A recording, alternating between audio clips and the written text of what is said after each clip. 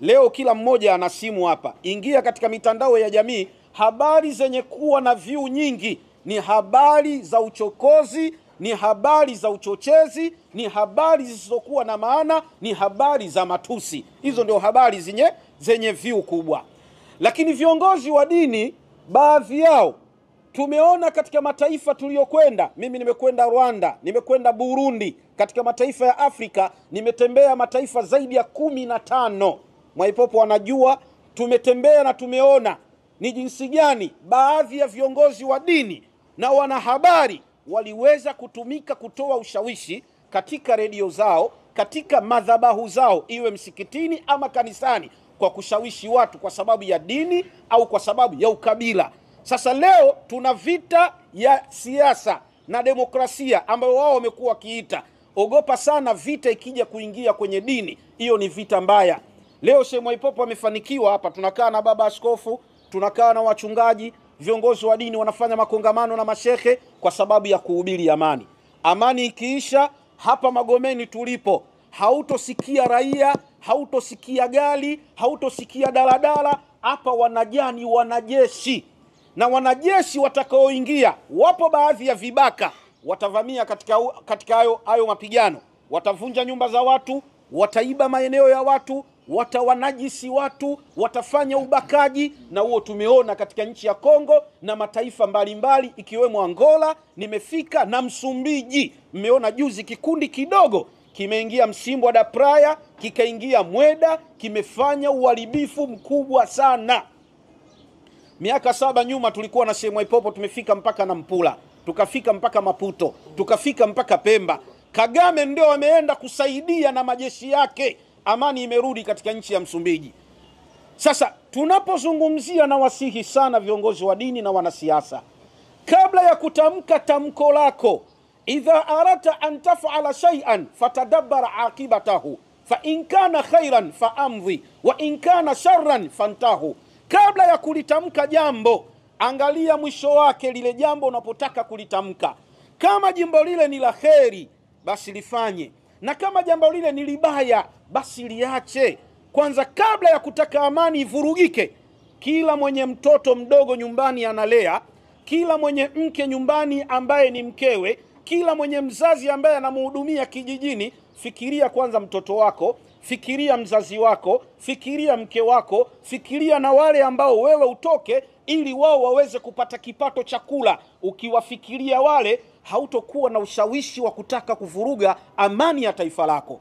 Leo ukienda Pyongyang, katika nchi ile ya Korea, mitandao ya kijamii kama WhatsApp, Facebook hakuna. Na hapa mitandao ya kijamii imekuwa na ushawishi mkubwa wa kutaka kuvuruga amani, ikiwemo TikTok, ikiwemo Facebook, ikiwemo YouTube, ikiwemo na WhatsApp na mitandao mingineo. Lakini mitandao hii, mimi kama binafsi ningekuwa na uwezo, ningeomba vyombo vya mamlaka husika vimshawishi amiri jeshi mkuu ambaye ni rais wetu anagombea, kwamba vyombo hivi vya mitandao siku 5 kabla ya uchaguzi mitandao izimwe, kwa sababu ndiyo yenye ushawishi mkubwa wa kuleta vurugu katika taifa la Tanzania. Inakuwaje leo mtu yuko Marekani anaorganize watu hapa Tanzania? Inakuwaje leo mtu yuko Kenya anaorganize hapa watu Tanzania, na watu wengine bendera fata upepo? Sasa wale bendera fata upepo ndio wanakufaga kama kuku.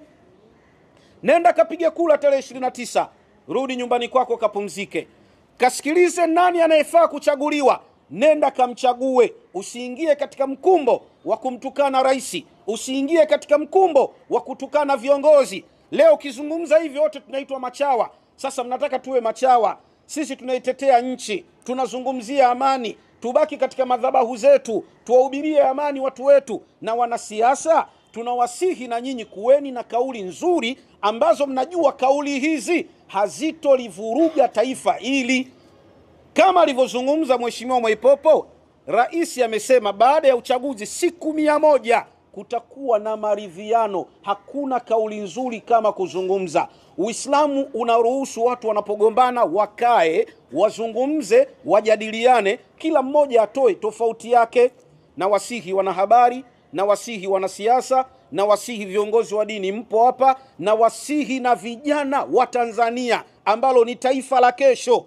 Amani ni tunu kubwa sana. Ikipotea, kuirudisha kwake kasi yake ni kubwa. Tembeeni muone mataifa na mataifa jinsi gani yamegawanyika kwa sababu ya amani yao imeondoka, na kuirudisha ni kazi kubwa. Ndugu zangu, mababa askofu, na waomba tusihi sana kuliombea taifa letu, tusihi sana kuwaombea vijana, tusihi sana kutoa maneno ya maadili katika makanisa yetu na misikiti yetu. Tutafanikiwa.